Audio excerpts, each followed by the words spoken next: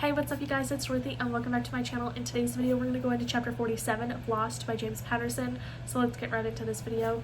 This video may contain sensitive topics and foul language. If you do not wish to continue, I suggest you click off the video now. You have been warned.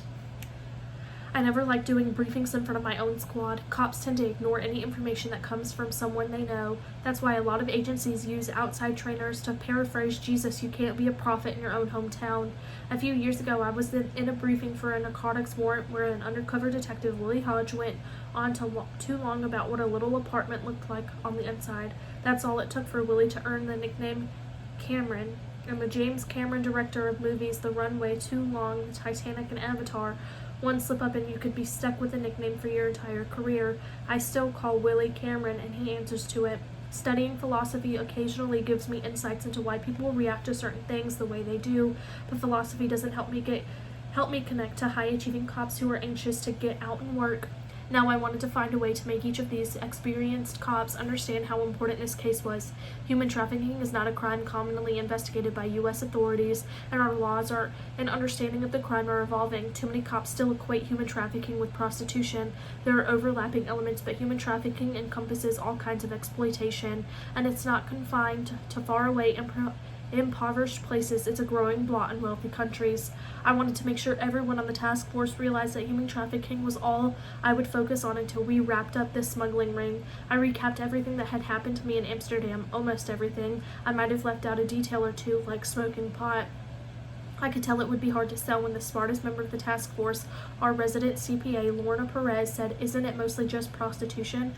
I gotta tell you, Lorna, a month ago I might have said yes. We all know how dirty a business prostitution is, how some of the girls work for rough pimps and make almost no money. Prostitution is not a career most people choose if they can avoid it, but human trafficking is bigger than and 10 times worse. Essentially, traffickers are taking people, both male and female, and turning them into slaves. The victims earn almost no money while they're trying to pay off what they think their debt is. Pretty girls are often forced to become sex slaves. Someone's got to do something about this. To her credit, Lorna nodded and said, "I guess that's why every strip club in Miami-Dade now has only Russian dancers. It's one of the reasons Chill and I had a talk with Roman Rostov before I left. He's wrapped up in human trafficking as well as the other shit he's into. We may end up tangling with his organization." That got everyone's attention. Good. Lorna Perez said, "What are you going to need from us, Tom?" She flipped her dark hair. It looked like she spent hours styling it. "Lots of surveillance until we can interdict the next load of people being smuggled in. I'm in close contact with the Dutch National Police. They have a couple of sources giving them information." After the meeting broke up, Steph Hall caught up to me before I made it back to my office. "You have such a good grasp of the issue we're facing," Steph said, "but maybe try acting a bit more fun-loving, not so intense. I've seen you outside of work. I know how you joke with your sister and how you take care of your mom. We could use that guy around the task force a little more." All I could say was understood and noted. I thought about it for a moment, then added, "Thanks. Not everyone is so honest.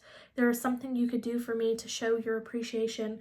I looked at Steph and said, "Anything you want. Explain to me how you got the nickname Auntie." It bothered Steph to no end that I never given her the backstory of my street name, and it tickled me that it frustrated her not to know. Still, I was almost about to say something when our supervisor asked me to come into his office. I smiled and, at the look on Steph's face, shrugged and said, "Sorry, some other time. Duty calls." That is the end of this chapter. I will see you guys in the next video. Bye.